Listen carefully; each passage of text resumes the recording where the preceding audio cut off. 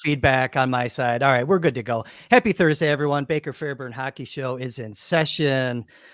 Oh, I'm all flustered after that. I was getting feedback here. I knew I should have done that. But anyways, here we are. We're live. Thanks for everyone for joining in, following the Sabres 3-1 victory in Beantown, ending a 4-game losing streak. And this team, so Matthew, we were together last Friday, and we were kind of talking about how the team was consistently inconsistent.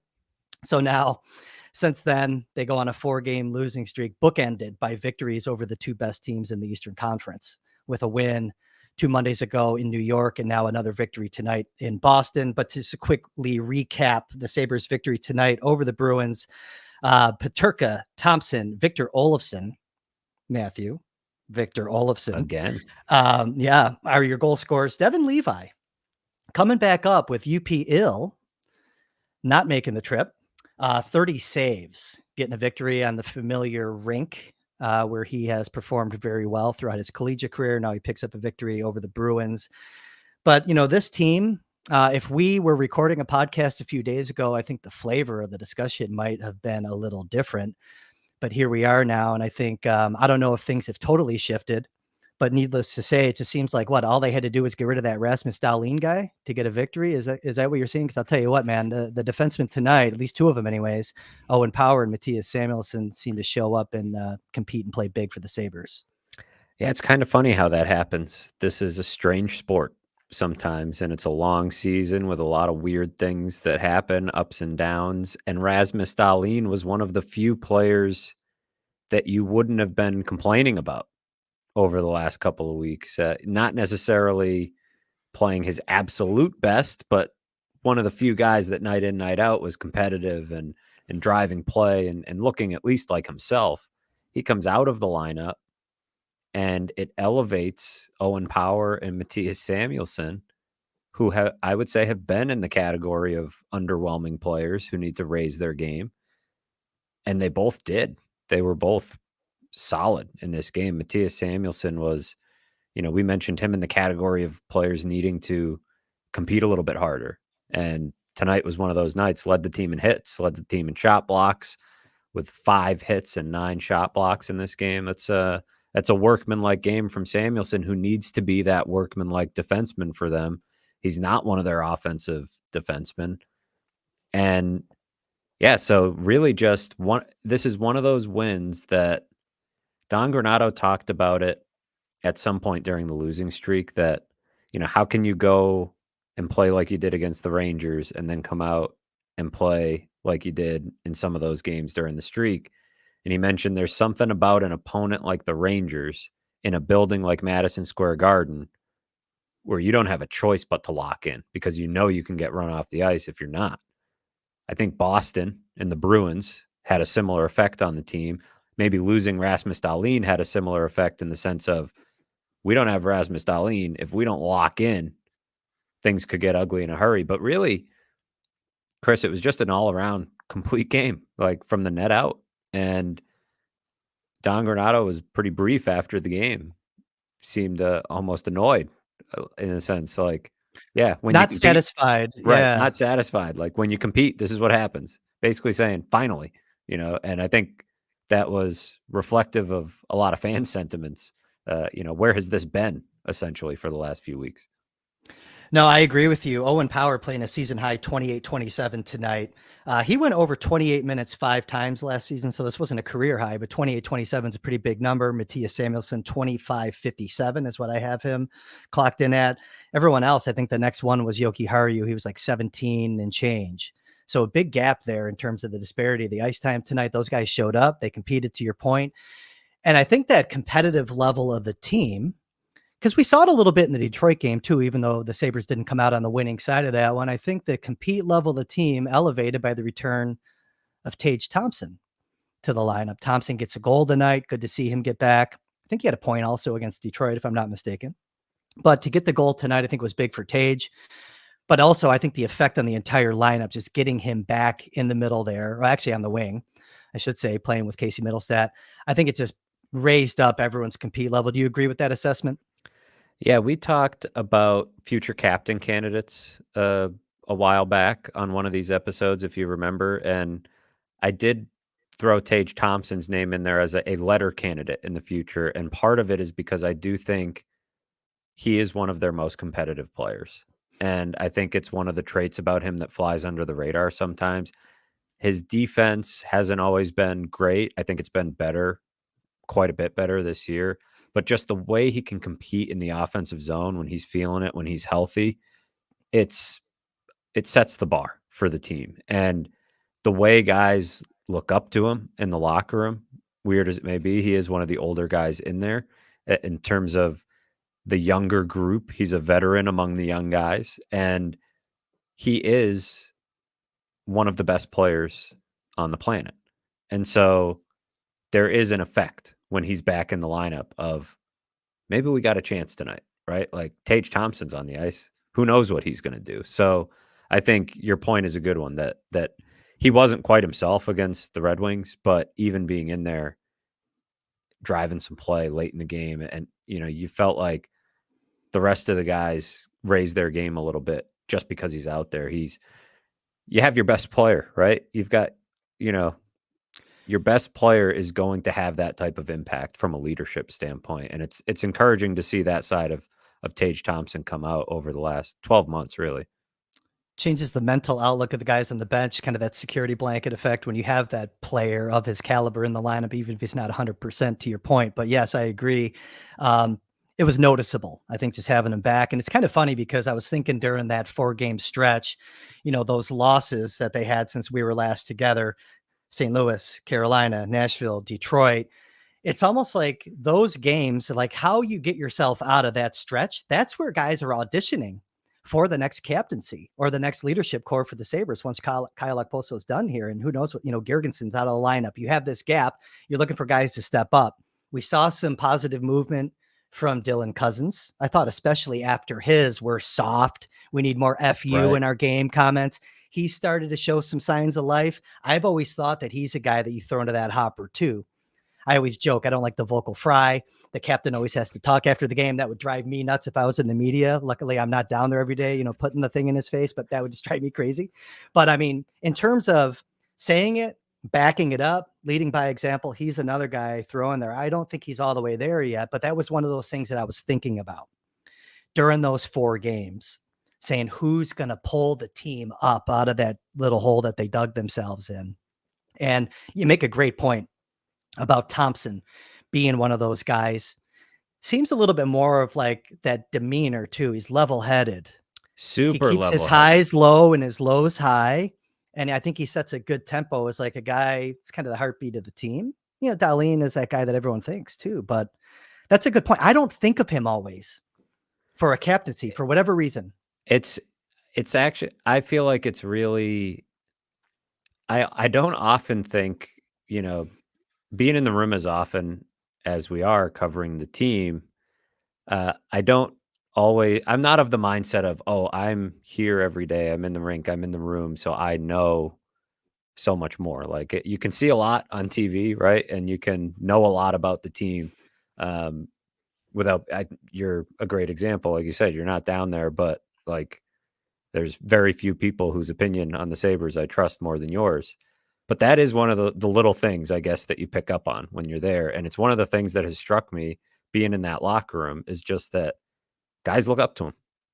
Yeah. Like it's kind of as simple as that. Even among I know he's not old, but with so many guys in their early 20s, he kind of is one of the older guys. And your point about him being level-headed is absolutely dead on. Earlier this week, he was just no panic.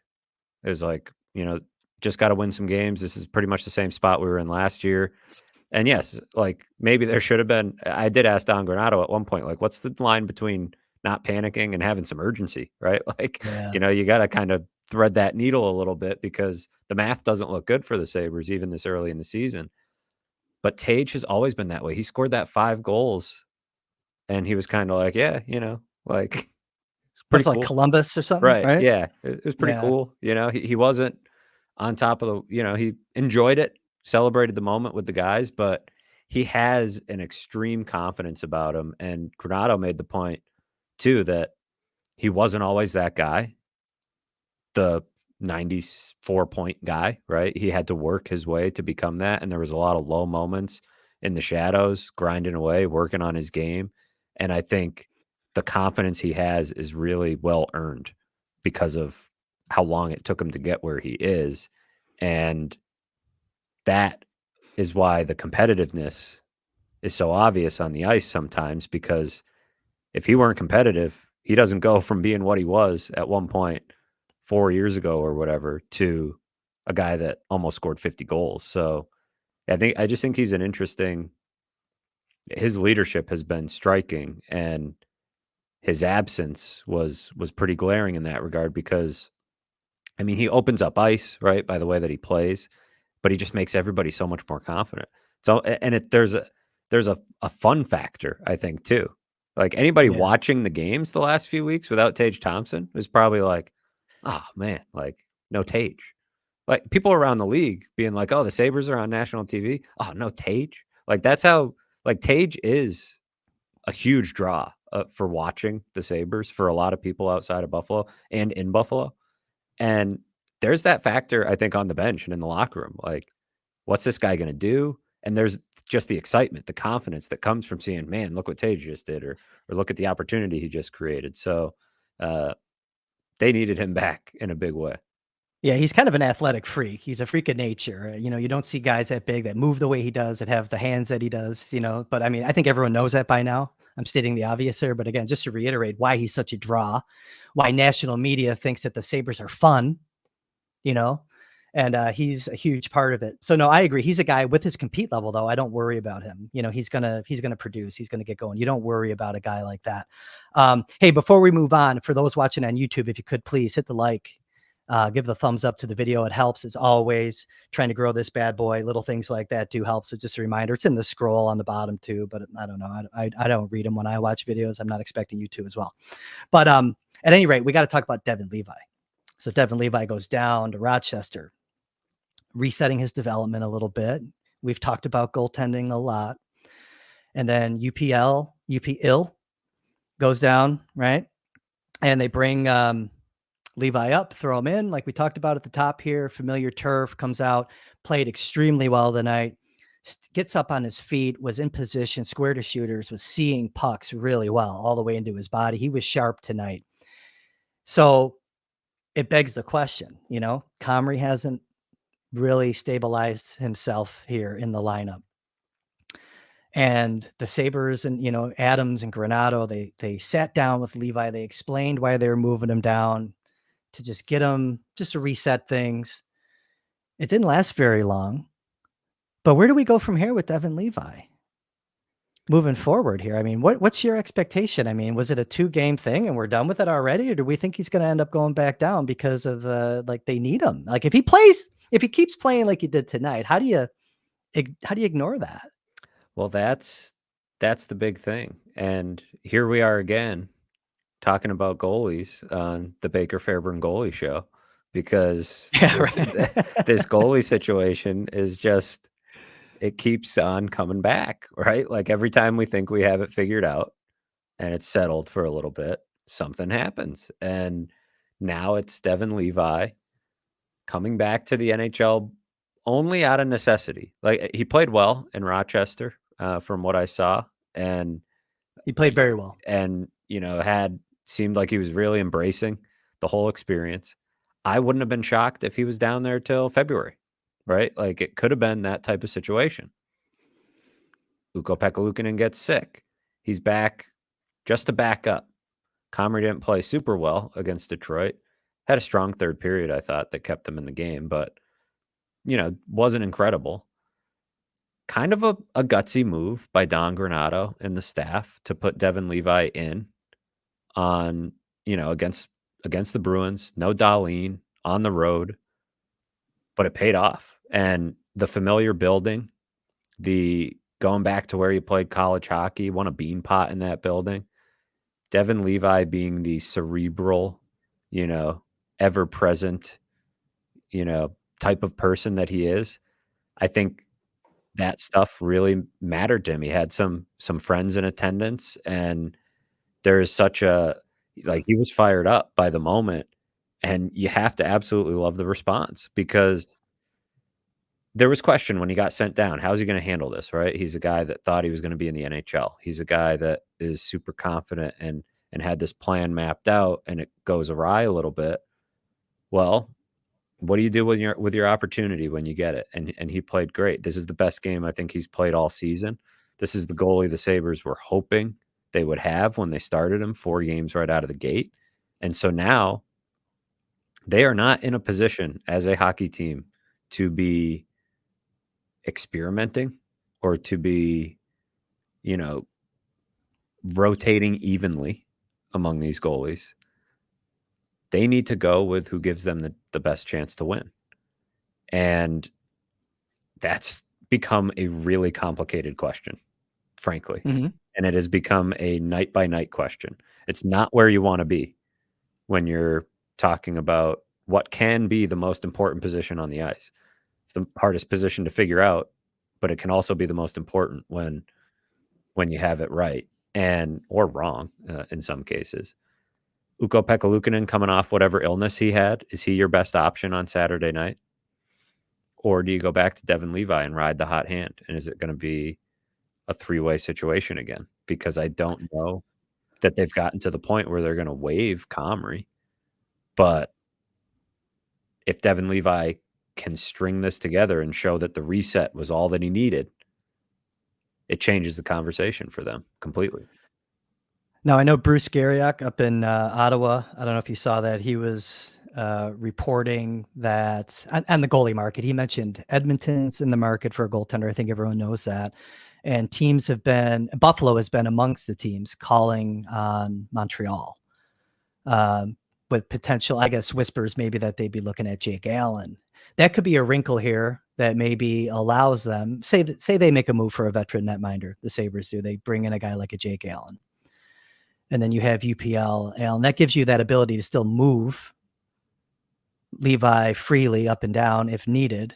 But I think in the immediate term, it's going to be hard to ignore 30 saves on 31 shots. The only goal that he let in tonight was a fluky deflection off of Erik Johnson.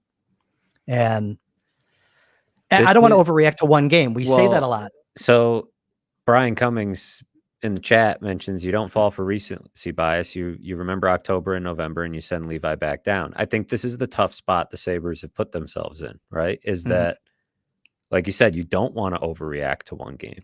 You don't want to just think, oh, he fixed it all. He didn't fix it all in one weekend, right? It doesn't change what we talked about, that a lot of goalies need a lot of time in the AHL. But the reality of the Sabres situation right now is you need the goalie that gives you the best chance to win. And if it ends up being him, they might do what Brian is saying and fall for recency bias a little bit. I don't know that he's ready for the full 82-game schedule. But your point about adding a veteran goalie, it sounds like what they should have done in the summer.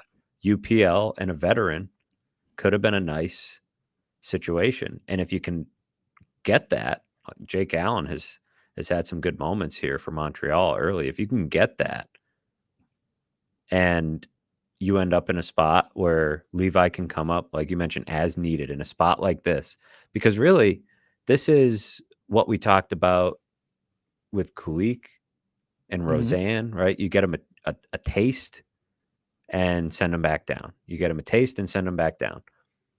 That can be really good for Levi. And this may complicate things a little bit in terms of that happy-go-lucky attitude going down, right? When you feel like you've earned the right to stay up with the way that you played. So, well, the talk though that they had with him, Matthew, is still relevant. Absolutely. Like you can look at the short term and say, like, we need you to come up, play a couple games.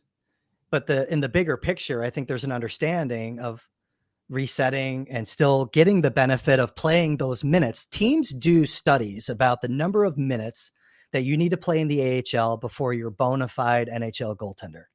Devon Levi hasn't obviously come close to that threshold of AHL minutes. Not even close, right? It's a squirt of piss what he's played in the AHL compared to like what the bucket is of minutes that he should be playing.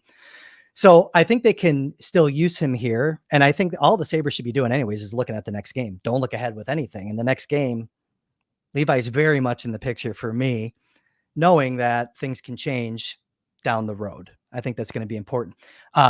Jake Allen, by the way, I don't know if you've ever watched him live. I don't know if he's still like this, but he used to be one of the most ritualistic goaltenders, by the way. He's got these like between whistles, these fidgets, all these like weird idiosyncrasies. Really crazy to watch. It's almost like he expends so much energy just by all his, like, he's very ritualistic. Goalies are weird. We know that. You're a weirdo. You're a goalie. Exactly. And Devon but no, Levi I is just pretty thought, ritualistic himself. He had to change his ritual. Did you see? He's doing yeah, I don't like that, by the way, because he's off center now, man. right. Like It's his that's yeah. chi is all messed up, dude. Like I'm not into that move, but yeah, I did see that. I don't like it. He should be right in the middle, right in the slot. They should just let him sit there. What's the big deal? Now they got to clean that ice, I guess. You can't Yeah. get in the way of the league and their setup, their rituals. They're pretty ritualistic themselves. Those ice cleaners. So, back on Dahlin, I guess, real quick. So I don't know what the whole deal is there, but it sounds like Granato said day to day. Day to day, he mentioned before that he had been dealing with some stuff. He was banged up. They were going to take a closer look at it, give him a chance to heal his body. He made the trip, and the day to day tag makes it sound like he won't be out too long. So the question, I think, with Dahlin becomes, you get what you get out of Power and Samuelsson. Do you shuffle up the pairs a little bit? That's where I'm going. Yeah. Jokiharju plays pretty well with Dahlin. So Jokiharju has played pretty well in general this year. I think out of most of the defensemen, he's one of the few meeting or exceeding expectations. So it creates an interesting conversation because you all of a sudden found something that worked with Owen Power and Mattias Samuelsson. Now, just like we just talked about with Levi, you don't want to overreact to one game. And Don Granato mentioned after the game, and this is kind of how he was with every question, but he was like, yeah, when you compete, a lot of things look good, and so maybe that's his point, is that, Owen Power could have a lot of good pairs if they're going to compete and they're going to play hard and they're going to do the things that need to be done. But it might be worth experimenting with something that clearly felt good for both of them. They logged a ton of minutes, and it's a matter of, can Jokiharju handle that added pressure and workload of playing with Rasmus Dahlin? But I feel like he's a nice fit. Over time, I feel like the numbers have been pretty good when they're on the ice together. It doesn't help you break up that Johnson-Clifton pairing, but I think that at the moment, that is what it is for them. They're kind of, sticking with those two and, kind of seeing what happens, I guess. But they kind of are what they are in some ways. Clifton hasn't been thrilled with his game. Johnson doesn't seem like he's been super thrilled with his game. The numbers certainly don't love, the pair, but you got to worry most about the guys that are logging all the minutes on the top two pairs. Clifton, another guy, though, I think tonight benefited from familiarity. Thought Maybe he his played best game. much better tonight than he has. And I'm feeling a little burned by Clifton because, earlier I was saying, hey, don't worry about him.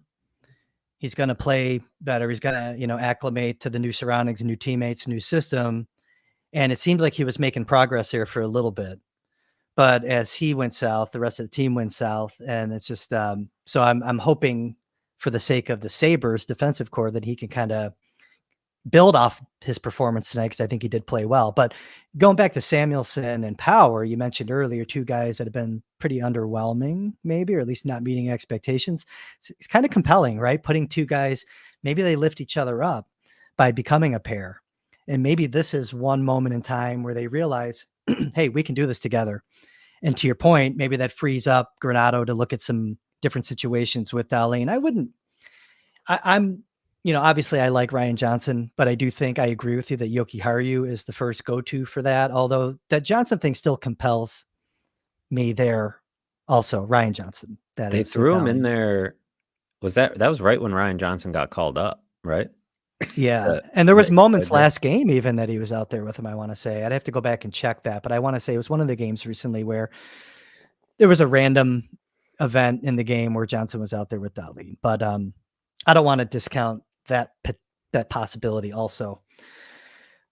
So we should probably talk. We talked a little bit last week about when the theme of the show last week was Don Granato's comments about compete level, inconsistent compete. And we mentioned, well, Victor Olofsson's been a guy that was competing. And I know it's like not cool. It's kind of gauche. You can't say that Victor Olofsson's playing well in Buffalo lately, but he's been playing well. I'm going to say it. We saw some plays from him tonight. We saw the last couple of games. He's kind of kept it up, in my opinion. He's out there. He's competing. He's in the right spots. He's battling. Is he perfect defensively? Perfect off the puck? No, but he made some nice defensive plays tonight. Saw him go down, leave his feet in an attempt to block a shot tonight. I haven't seen that a lot from Victor Olofsson in his career. What's your read on Olofsson? Have you had a chance to speak with Olofsson lately and kind of take his temperature on how he's feeling about his game right now? Yeah, he and I talked. It was last week sometime. One of the brief times the team was home. It was short. I think it was after Devon Levi got sent down. It was around that same time. And I'll probably include some of his comments in my story tonight. But it's been a weird year for Victor Olofsson, obviously. And I'm talking calendar year, right? You go back to the spring, he's getting healthy scratched, goes into the summer, doesn't know where he's going to be playing, trade rumors all over the place. He and his wife had a baby right before training camp. And so that's been a new change for him, becoming a dad, and adds to the stress of where are we going to be playing, right? This guy that's living away from his home country, a lot going on in his world. And then he comes back to the hockey part and he's a healthy scratch again, right? He's basically in and out of the lineup, not really getting a chance, I think, to prove that he is capable of making the change, right? That they wanted him to make. Like, he was out of the lineup so quick and not in a position with line mates and stuff to do that. And he came back in basically out of necessity when it was getting to a point where I was wondering, what are they going to do with this guy? Because he's getting healthy scratched so much. He makes so much money. Trade value's got to be plummeting because you're not even putting him in the lineup. And I'm thinking, what are they going to do with this guy? And he gets in against Toronto because of injuries. And from that point on, he had 9 points in November, 2 goals, 7 assists. And he's got 3 goals in 5 games in December. That's, and you mentioned away from the puck. That's been the part when I was talking to Victor, he was saying it's been a lot easier for that part of his game to come out because he's getting more ice time, because he has a consistent role.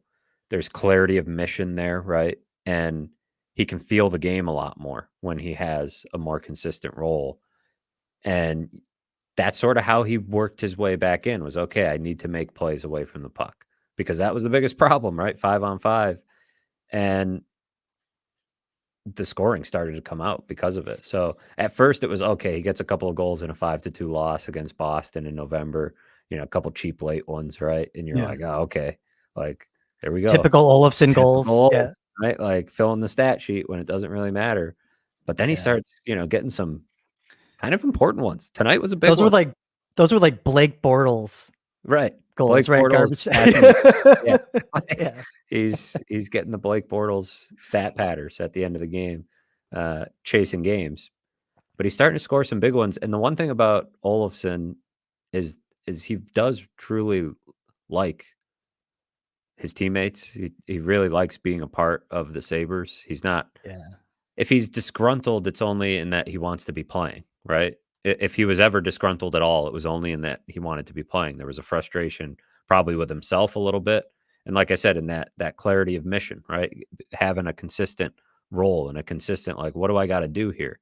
But his teammates and the way he is, one of the guys that teammates like him, and he likes teammates. And he was really, when I spoke to him, it was actually before the 4-game losing streak. And so what was most important to him was that he was helping the team win, and that his goals were, like we talked about, they weren't just the Bortles goals. All of a sudden he was scoring, important and making plays in games that were helping them win. So it's been an unexpected story this season, the way that he's rebounded and gone on this little this little point streak that he's had for a while. And it's been desperately needed because they've had such a lack of scoring depth. They've had injuries. The fact that he's at least putting up points and he's not an offer like he was throughout October, I think is helped keep them afloat a little bit offensively. I was trying to bring up, and I'm not finding success doing so, but I was looking at it earlier. I think coming into tonight, he had a little over 2 points per 60, and it was kind of up there. It was very close to like Tavares, Kyle Connor, Jared McCann range. Now, again, it wasn't like, above the fold on the league leaders of points per 60, but he was doing fairly well. And he had another one tonight, obviously. But in terms of, relative to the Sabres, I think it was Middlestat, Tuck, Skinner, Peterka, Olofsson, something like that. So again, we don't think of him maybe always as one of those guys that's producing. And that was, I want to say, I don't think it was all situations either. I think that was 5-on-5. How about this, Kris? Points per 60 since November 1st, like I mentioned, when he came back in the lineup. All strengths, 3.56 leads the Sabres. Okay. So that's a flashier number. Let's go. And power play matters, by the way. Okay? I mean, it does because the power play hasn't been good. The power play is holding them back in a lot of ways. Points per 60, 3.56, 34th in the NHL since November 4th. I mean, so can we maybe change? Should we? Or maybe am I doing the whole overreacting again to a short stretch here? But should we change the narrative a little bit about Victor Olofsson at some point here? I mean, he's competing, he's playing harder off the puck. This is another great point here. Not to cut you off, but this is that's okay. Point. This is a great point by Jeffrey. I wonder if Olofsson is benefiting from feeling like he needs to mentor Roseanne a little bit. He sits right next to him in the locker room, and there has been a little dynamic there that I've noticed, and seen them talking on the ice also when they're out together. And I imagine it's helpful for both because, I mean, Victor Olofsson speaks English, Isak Roseanne speaks English, but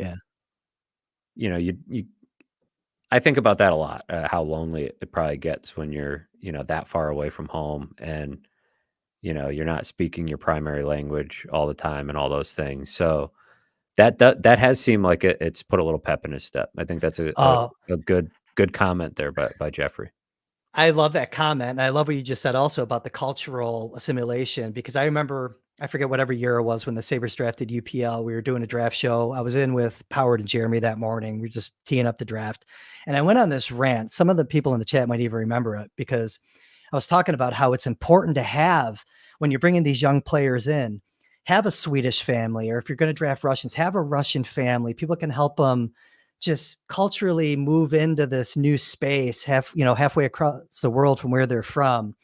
And it's so underrated. Like, we have to be mindful of that, especially when these young players come up. I think it's a great point. I love that comment about the mentorship, but just in general I think about it with the Russians a lot. And it's not about having other Russians their age. Like, Kizikov has the benefit now of having Novikov and Neuchev with them. It's about maybe having like a Yuri Himalev and that family here in Buffalo that can kind of help them along the way, get them some home, meals that are unique to their culture when they're living here, and help them do their laundry, pay their bills, all that stuff. That's I love that point, actually. While we're here, let's kind of hit the chat up for some more stuff while we're in the chat. I haven't looked yet. Yeah, while you're sifting through it. Yeah, go ahead. You sift through it, because I wrote about the Sabres drafting and developing Russians in the spring. If people Google Sabres Russians, my name, The Athletic, any of that, it'll pop up. It was 2 parts, just a lot. It was a really, the thing when I took the job, it was something that was interesting to me. Same as what you said, that it was one of the first things I thought about. Is like, how do you, especially seeing Kizikov at training camp, seeing how, he was not, very strong with English yet. And just thinking about this guy's going to Rochester, New York, like from Russia, and just getting plopped in Rochester, New York. And how does that even work? And I think it was tough last year because they don't have Russian speakers. And so there was a lot of, stuff that I'm sure was challenging for him. It's got to be easier now, But you brought up UPL, and Henry Jokiharju is a big deal, I think, for him. Like they're really good friends, and they speak Finnish together. And I'm sure Olofsson and Roseanne speak Swedish together. Dahlin's there as well, so that's important. But Olofsson's a little bit older, and I just think it's there's a lot of Americans on the team, right? Plenty of Canadians. It's easy for those guys, but I don't know. Grab one of the language apps sometime and try to learn Russian. Try to learn Swedish. I've done both, and haven't got very far with either one because it's not like I admire these guys' ability at their age to come over, learn the language, figure out the culture. It seems like people would easily write it off. Hey, they're playing hockey, they're pro athletes. Like I'm not going to feel bad for them or whatever. But it's a lot, and it's impressive the ones that can pull it off. Steven Sardarian, one of your guys you're tracking there. Yeah. And on the weekends over at UNH. I went and visited him last year. Same thing. We had like a 15-minute conversation in English, which I thought was super impressive considering he'd only been here for a year. But again, the guy's in Durham, New Hampshire, right? Like I don't know if anybody listening's been to Durham, New Hampshire. It's not quite in the middle of nowhere, but it's not like, a big city in New Hampshire. It's just a random college campus in New Hampshire. And here he is. How many Russians are on campus? Can't be a lot, right? Like, so it's a challenging thing to do. And, regardless of how he turns out as a prospect, he's going to probably turn out okay as a guy for having gone through that. No, that's a good call out. I love that whole thing. I mean, I don't want to beat it into the ground, but I think it's something that's really important. I think for Finns and Swedes, that's been a part of how the Sabres scout these guys too, as a character and how far they're into their education, how serious they take their education. UPL, very serious about his education when he was a teenager. A lot of these guys, I think it's harder for these Russian guys too, because there's such a wall up from Russia and the rest of the world. And you take them out of there and it's just, Kizikov last year is just like his, he just looked like, holy what this world is just completely different. And you just saw the joy that he had over the summer when Neuchev and Novikov were there with him. It just puts him at ease. And look what happened. He's really coming into his own as a player this year in Rochester. Got off to a good start, kind of slowed up a little bit after the injury, but he's looking better. And I'm confident that he's going to become a player here over the next couple of years. Going through the chat real quick, just some kind of randos that I want to throw up. First of all, I want to talk about Ted Pitney real fast. Ted Pitney, great string player. This is more of a personal thing. I'm into the community that we're building here on this podcast in the chat. Ted Pitney, awesome guy. Ted may not remember this, but years ago, he got me into a band. Clap your hands, say yeah. Ted, I don't know if you're still watching, if you even remember that. The line, you look like David Bowie. Anyways, Ted, I wanted to give a shout out to Ted. Great string player, though. I don't know if Ted's still even playing music, but if he is, throw what you're doing in the chat. We'll give it a plug here on the show. Michael Pakla, our friend Spike, says, care to talk about Roseanne's play? Yeah, I love talking about Roseanne's play, and I think that he has slowly he's getting the hang of this NHL thing. I thought the Detroit game was, if he has anything that we can call a coming out party, he didn't score, but he had looks. He had more looks, and he made some comments too. I don't know if you've had an opportunity to speak with Roseanne at all. But he had mentioned that he feels like he has more time in the defensive zone, which I thought was kind of interesting. Now, I think Roseanne is also a guy that benefits from playing with better players. We saw this with Evan Rodriguez a lot. Evan Rodriguez was a better player in the NHL than he was in the AHL. It's because the players that he's on the ice with are better. They're in the right spots. They're just some players who are highly skilled and can make plays. Their game thrives when they're in an environment where everyone's as good or better than them. I think Roseanne kind of fits into that bucket a little bit. He can skate.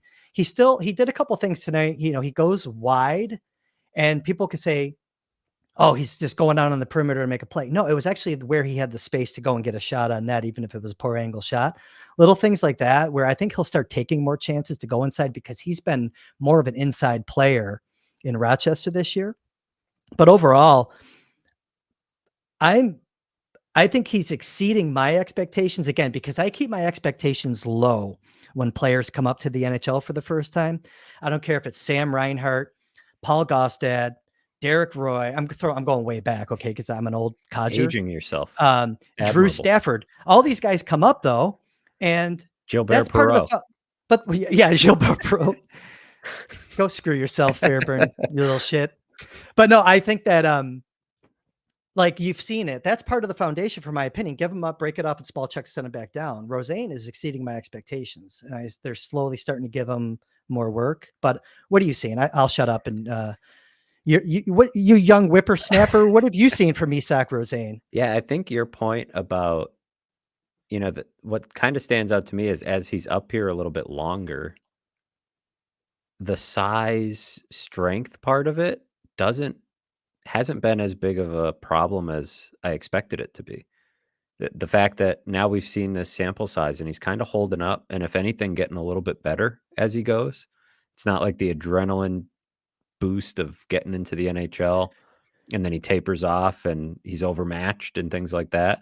He's fine. I think what you've seen so much more of him than me to this point. But what's kind of cool about his game is that, like you mentioned, when he's going wide, to do what he can to get the shot off. It's like he finds ways to not necessarily,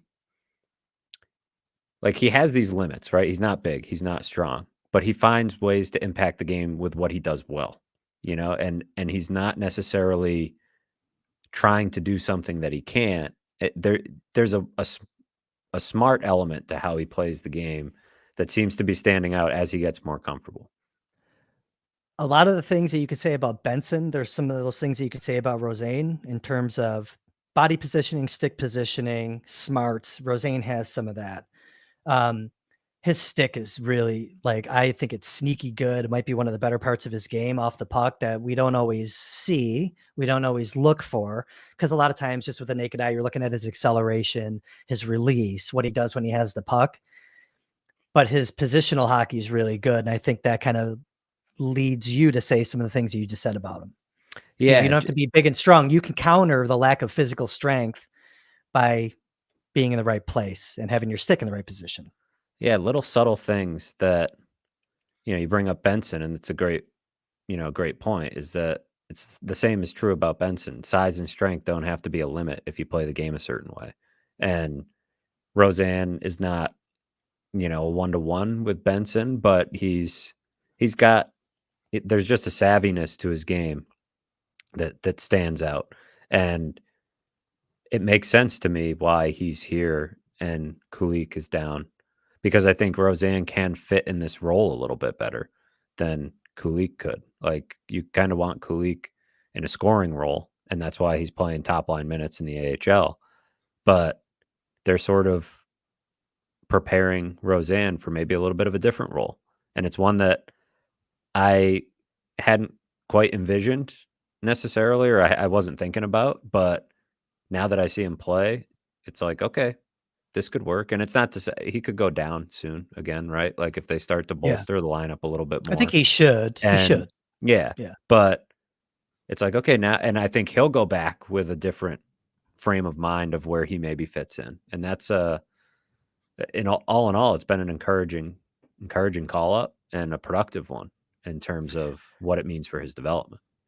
From one Isaac to an Isak of the Bruning variety, is Comrie on the hot seat now with that Levi performance tonight, or is Levi going back to the Amerks? Kind of talked a little bit about this earlier. Comrie just, I was kind of thinking the other night, forget what game it was now. Ryan, it was the Red Wings game. Ryan Miller was in the building, another kind of Southern California goaltending figure. And Comrie has a little bit of a connection there with Miller, training and off seasons and whatnot, when Miller was out in Anaheim, and with that maybe elevate him, and just not, he's up and down, hot and cold. And I think by now in his career, you want to see a little more steadiness from him. Hot seat, maybe not because of the Levi performance. I think just because he's not making the most of his opportunities when he gets them. Yeah, maybe what you mentioned is that they think they need a different veteran at some point. Maybe they get to that point and feel like they need to swap that out. And this might be a good spot to transition to something we talked about last week, because I'm a pro and I try to do transitions. So this is my effort at that. You didn't like my Isak to Isaac transition? that was pretty good. Are you trying to one up me? Yeah, I'm trying to raise the bar. All right, lay it on me, but young we man. talked about compete level, competitiveness, and mentioned that the general manager can set that tone, right? Mm-hmm. By making moves and shaking things up. And he did that this week. Made a trade. Eric Robinson for a conditional 7th round pick in 2025. Eric Robinson played pretty good against the Bruins, I thought. Kind of a big net front presence, scored a goal that got called back. And it's a small move, right? You know, nobody's going to be talking about this one on TSN for a 20-minute panel, but it's a realistic one at this stage, because we mentioned last week, what can you do at this point, right? You shape your roster in the summer. You know, you made these. Don Granato said on Sunday night he felt like the players were trying to hold on to last year a little bit, and I made a point in a column. You know, Kevin Adams set that tone in the summer, right? He held on to the same roster for the most part. So what can you do at this point? You can work the fringes a little bit. You can try to find a little something that you're missing. And having a guy like Eric Robinson will probably make it easier to get Isak Rozan back to the AHL when you know the team's a little bit healthier, and you know gives them some competition so that Tyson Jost has to earn his spot. Maybe Zemgus Girgensons has to earn his spot a little What's bit up with more. Girgensons? That one, they keep pushing out the timetable. So, you know, it raises the alarm bells a little bit. And they're going to reevaluate it next week, it sounds like, and see where he's at. Is there a connection with the Robinson trade and maybe Could be, Girgensons being out because I think you're talking about a 4th line penalty killing forward. And I liked his game. I don't know about you. I thought it was a decent game from him. It's one game. You're fired up. I liked his game. You're playing for your new team, you know.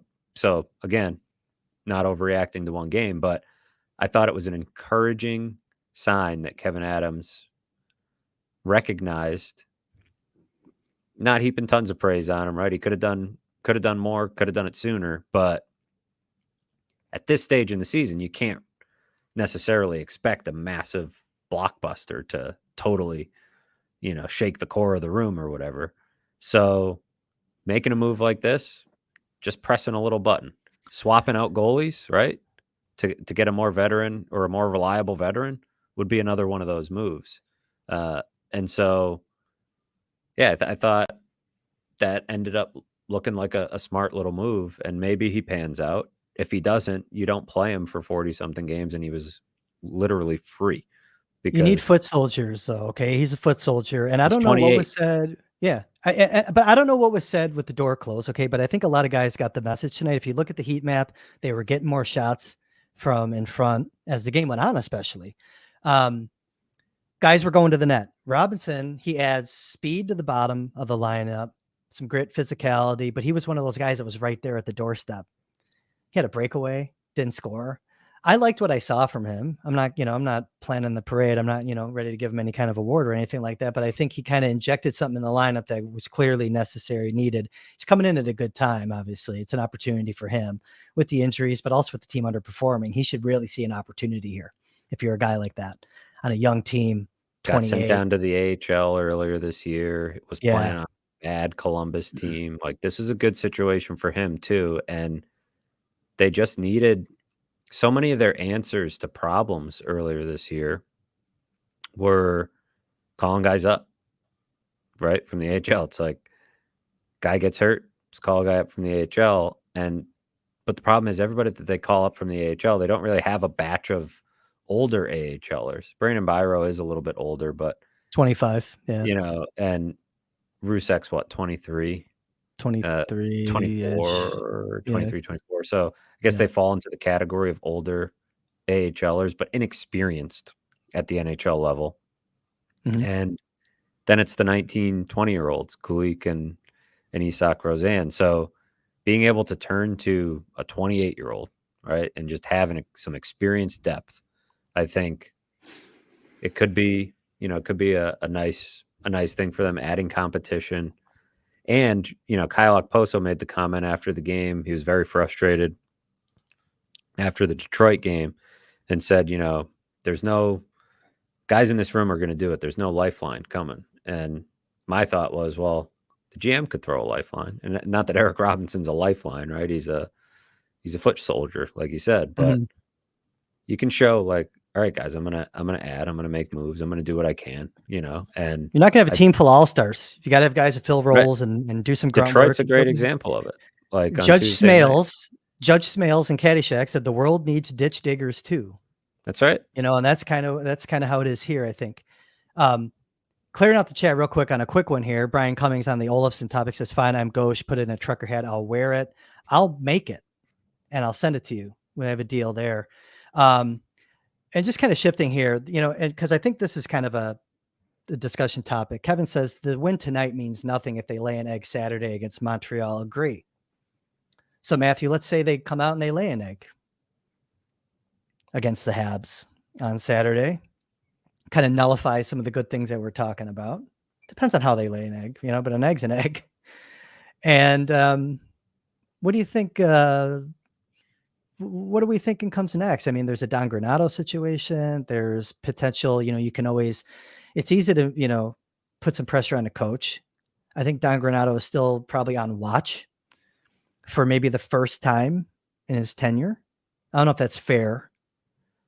And that's kind of radical for me to say something like that, because I generally don't look to fire guys necessarily. I give guys a lot of runway, probably too long.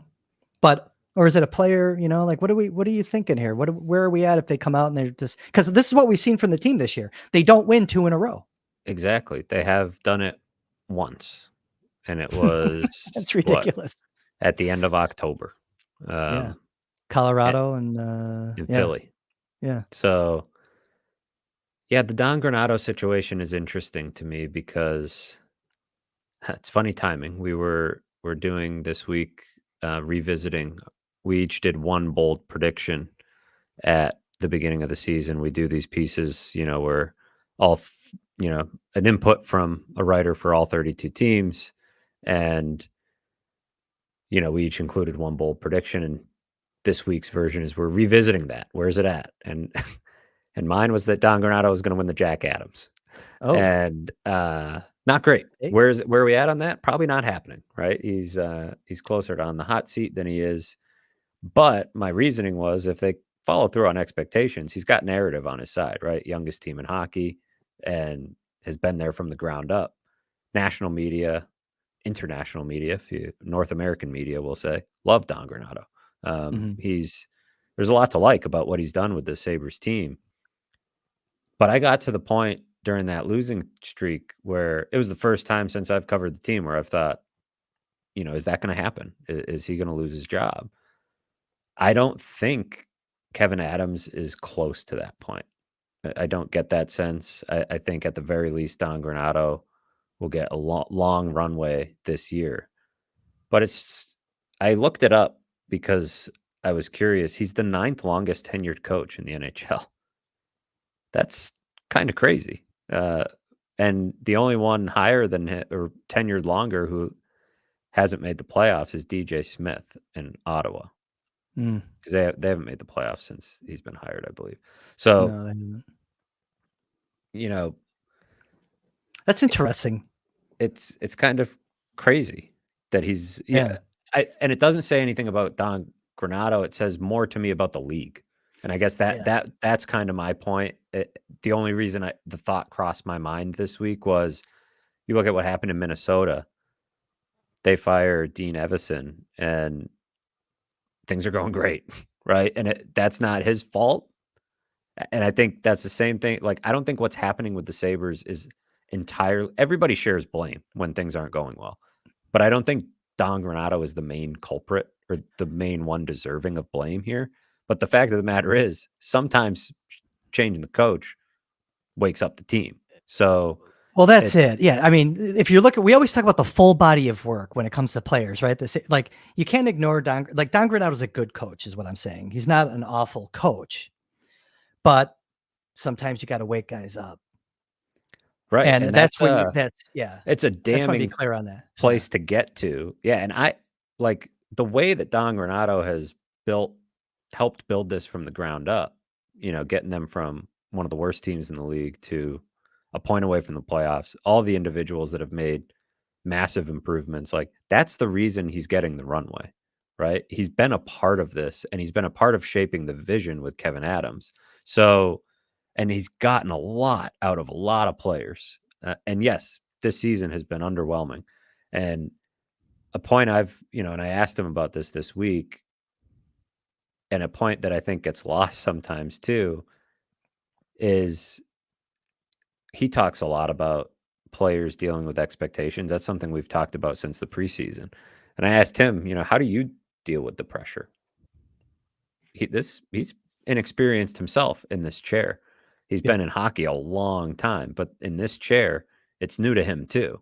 And so some of the decisions you're making with the lineup or how you structure training camp or all these things during a season with expectations where your performance is going to be the benchmark is interesting to me, considering his staff is inexperienced as well. Outside of Mike Bales, who has Stanley Cup rings, a lot of those guys haven't coached in the playoffs. And so that part of it, I think he deserves time to work through it. But just from a tactical standpoint, as a general manager, it's a card that you have to play, right? And depending on how desperate they got or how desperate Kevin Adams got, it was or gets, right? We're talking about if they lose on Saturday night.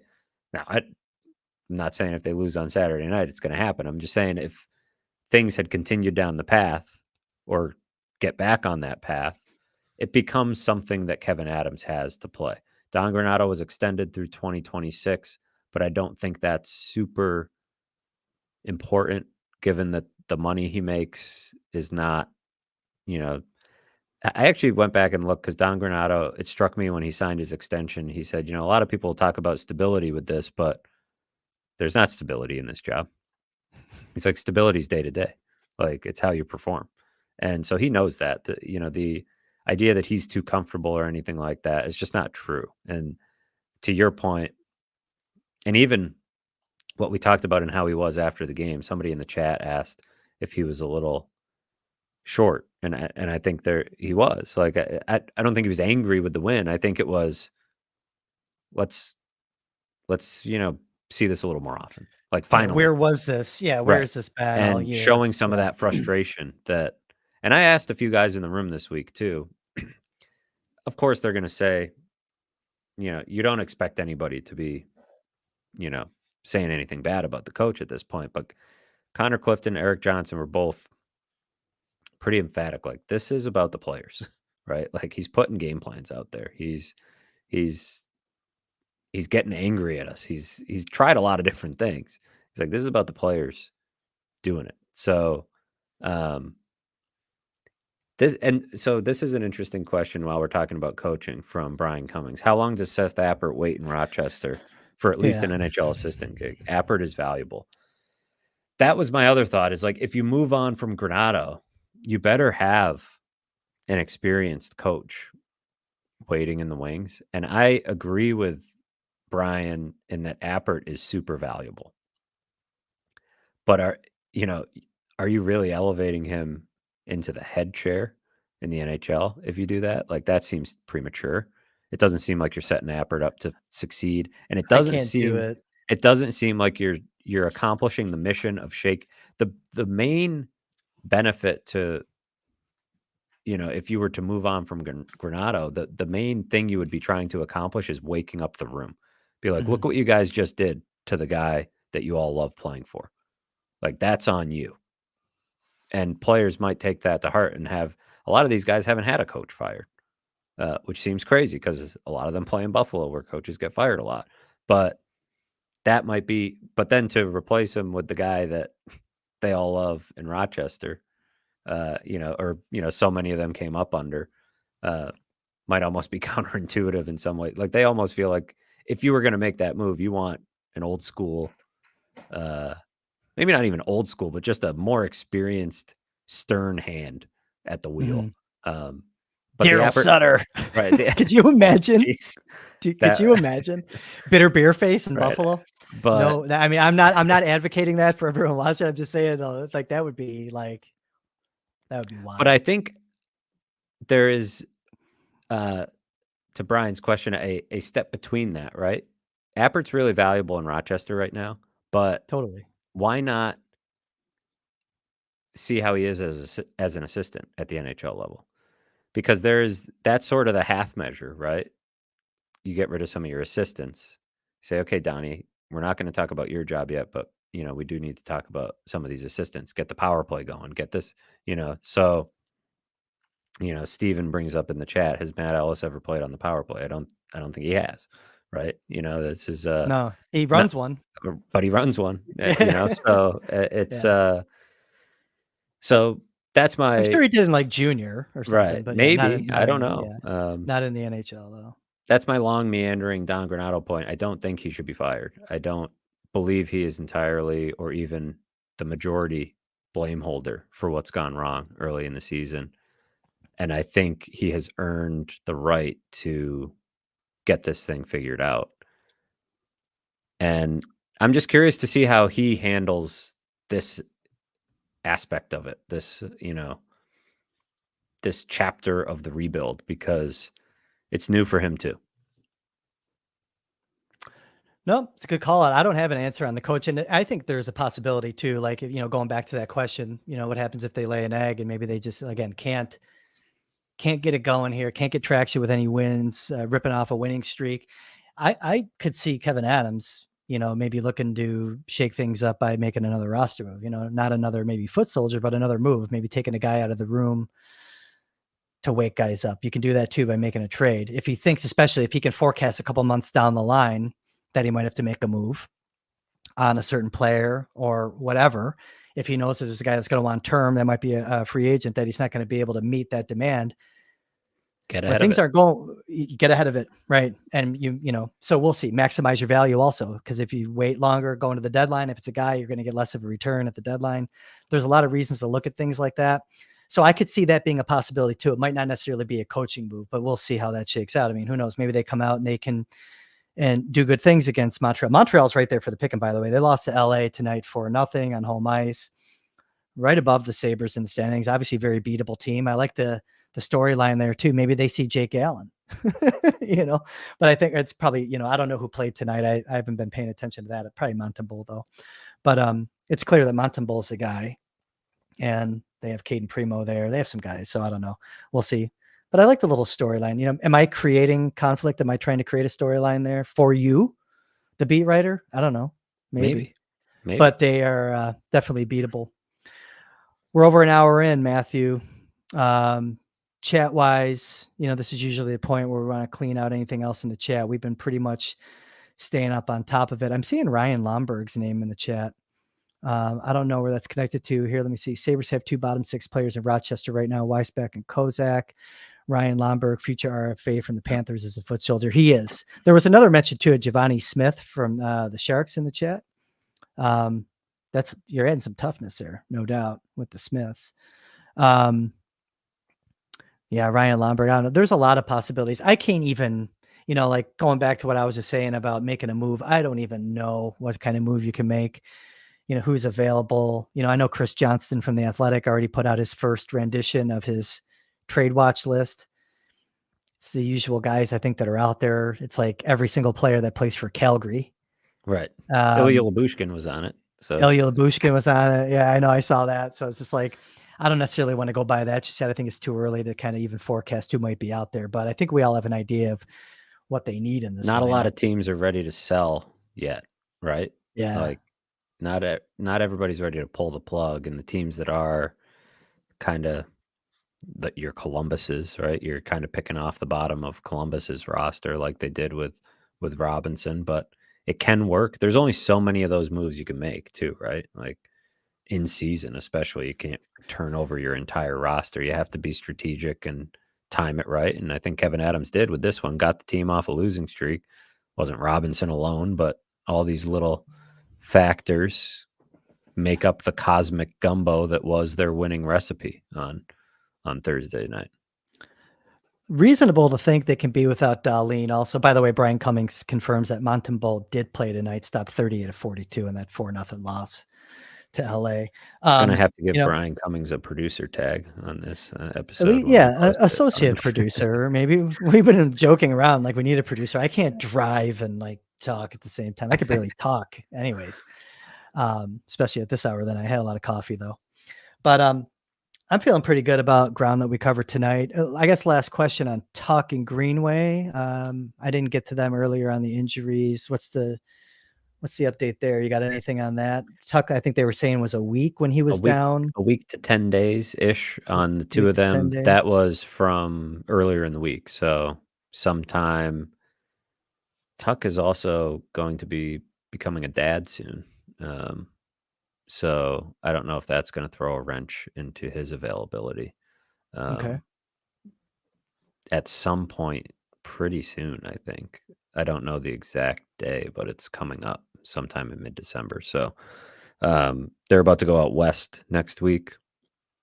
So I would think he would be on the trip, but I'm not entirely sure there in Greenway. But both of those sound like they were in the week to 10-day range. At Okay. which point they'll need to do some roster juggling to get those guys back in. It's probably when Rosane goes back, I'm assuming. Just because in that bottom spot, you have an experienced player with Robinson there, and I don't think they're in any position to probably, well, I mean, not just because he's played one decent game. I'm just saying, I think having his presence in the lineup as a been there, done that guy, 28 years old, they need a little bit of that experience in the lineup. And that would be my expected move would be Rosane goes back down. And, you'd have to make 2 moves. So the goalie situation, maybe you hope resolves itself and you can send Devon Levi back down. Yeah. But they still have Jacob Bryson on this roster. So, that's another option if they want to turn to it. He has not played. Man, when was the last time he played? Let's look that up. Jacob Bryson getting paid. Jacob Bryson's getting paid. Yeah, 1.8 million, right? And 1.8 has played 3 games this year and has not played since November 4th. So, I mean, Ryan Johnson can go back down. That's true. He could go back down, but they haven't done it yet. We also said he could play with Dahlin. So it's like, I mean, again, are we biting off more than we can chew there by throwing that out there? I mean, we've seen it and we know that he can do it, but I mean, is that seriously a way that you're going to win? I don't know. I mean, I think, like we said, Yoki Haru could make sense if they kind of reshuffle some things there in the top 4. I think that makes sense. I had some other things on the show notes, but I think that we can kind of table them until next week.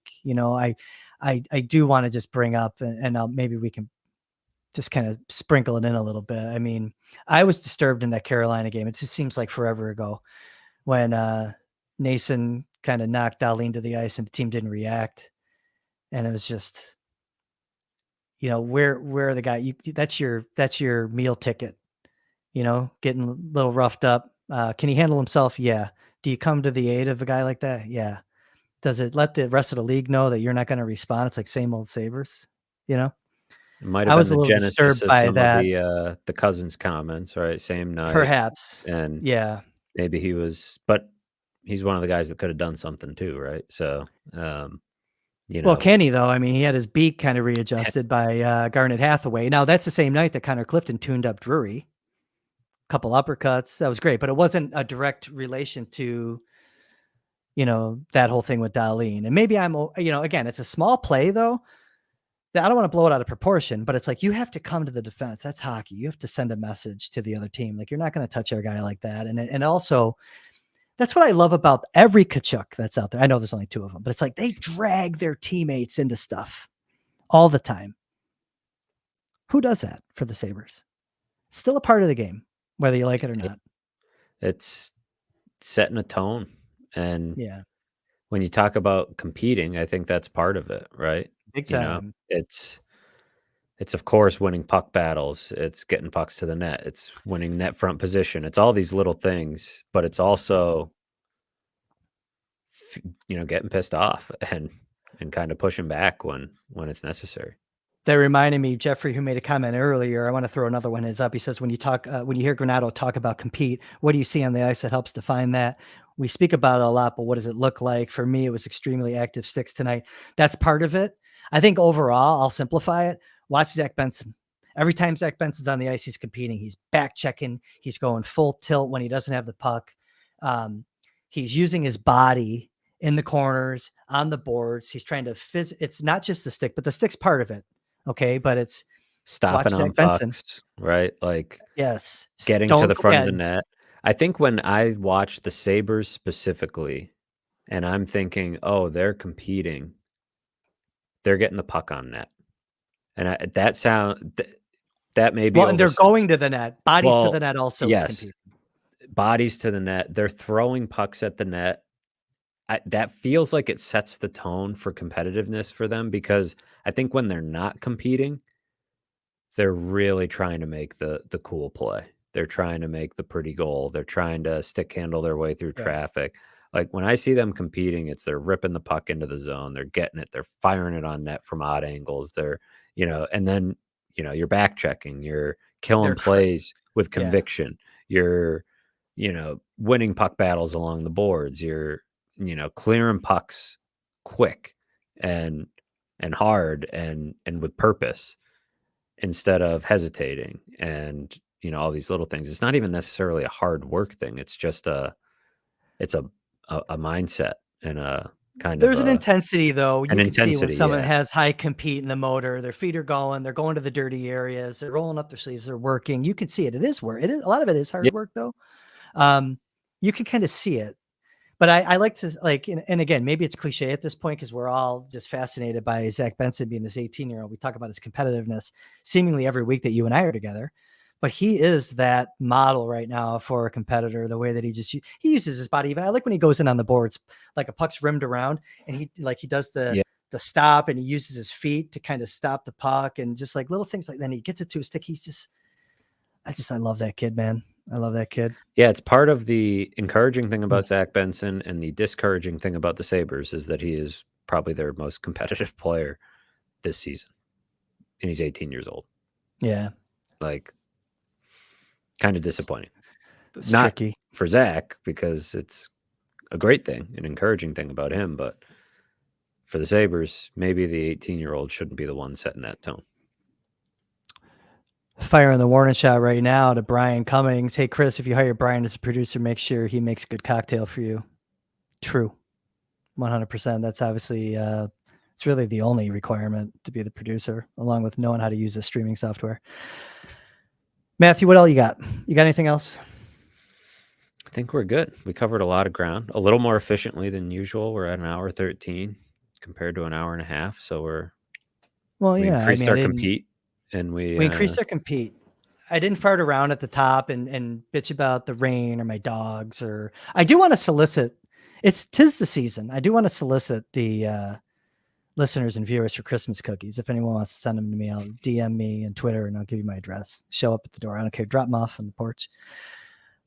Because we talked about Mrs. Fairburn making cookies probably 5 or 6 episodes ago, and I didn't get any. True. That's so true. If we can get people to pick up the slack for Mrs. Fairburn's deficiency, that'd be greatly appreciated. As always, like the video, subscribe to the channel. You could find the Baker Fairburn Hockey Show on Spotify, Apple Podcasts. There's something called Pocket Cast or something like that. I don't know. They're all over the place. We're everywhere, though. I know that. We We're are, everywhere. Chris, the number 31 hockey podcast in America at one point this week on the charts. That's not bad. So the listeners out there, the folks in the chat should know they're part of a growing enterprise here. We're taking over. We don't do it without them. That's right. We don't do it without them. Yeah, 31, but who's looking? I mean, who's right looking? now? I mean, but 31. Yeah, yeah. But who's looking? I think that's it. I as always, I always go through the chat, and I see. Let me fire up one more before we end it. Again, I told you a while ago, I don't know how to start a podcast, and I don't know how to end one. I do want to get to one more chat. It was a Jack Quinn. Do you see the Jack Quinn one? Yeah. I just messed it up. Did I throw it up on the screen or what? Yeah. I messed up. Do you guys think the Sabres are waiting for Jack Quinn to return to get going before making any bold moves? They shouldn't, because Take that one. that's Yeah. a month away, still. And as I think we talked about last week, you might be talking about February before he's really back. I don't know. Maybe he can jump right in. I don't want to, but I'm like you. I want to set expectations low for people on a guy coming back from a 6-month injury. And I think the Sabres should do the same. So, yeah. And when you say, and just to be clear, when you say February, you're not saying that's when he reappears in the lineup. You're saying no, I'm saying that's when he he's returns back. to being the Jack Quinn. Yeah. That Like the we might Sabres see him in were January. hoping to see, Yes. because even then, the Sabres were hoping for a jump from him, right? So you have to let him get back up to speed, and then you have to let him get to, that next development stage that they were hoping to see from him this year. So counting on seeing that January 1, it's not a video game. This is a 22-year-old kid that is going through a major rehab. So It's only an Achilles. I mean, come right, on. It's only an Achilles. probably the worst body part to injure if you're a hockey player, right? I can't It's the think worst, man. like I can't really think of a worse one. I guess maybe your knee, but I feel like Achilles as a hockey player would be not great. So we'll see what happens. I don't think they should use that. They shouldn't be banking on Jack Quinn solving all their problems, because Jack Quinn's not a veteran goalie. Jack Quinn's not adding physical edge to your lineup. Jack Quinn should help your scoring. He's a pretty good defensive player, I think, but he'll help your power play. But we'll see what Jack Quinn looks like when he comes back. He helps your he helps your PP, he helps your ability to score goals, he helps you compete, but he doesn't add he's not fully the answer for what the elixir is on this team. But at any rate, I closed the chat. I closed the chat. No, because I didn't want to be tempted, because I keep getting sucked back into the vortex. So do you think the players are waiting for Larry Quinn to return before we go on? Jay Everett. Oh, thank you for that. See, we should be doing something, by the way. Like, we should be doing something every week. Like, have a little contest in the chat. And like, whoever has the best one, like, that has to be like my sign off, or something, or your sign off. Maybe one of those. But I love that. That's funny. Do you think the players are waiting for Larry Quinn to return? Because it almost made me think, did I say Larry Quinn? I know I didn't. That's great, though. Jay Everett. Kudos, man. Kudos. You also get a gold star on your chart. That's awesome. That's a good way to end it. I closed the chat, though, because I don't want to be, I kept getting sucked back in. I told you I can't end this thing. I'm addicted to this show. Just like I hope our listeners and viewers are also becoming addicted to the show. We will be more frequent than once a week at some point, maybe in the second half of the year. Matthew and I will talk about that a little bit more as we go. But I'm going to make the decision now to end this. Matthew, good job tonight. Thanks for everything that you do for The Athletic and for Sabres fans out there consuming content. That's Matthew Fairburn. For him, for the production crew out in the truck in front of my house, I'm Kris Baker. We'll be back again sometime next week. Take care.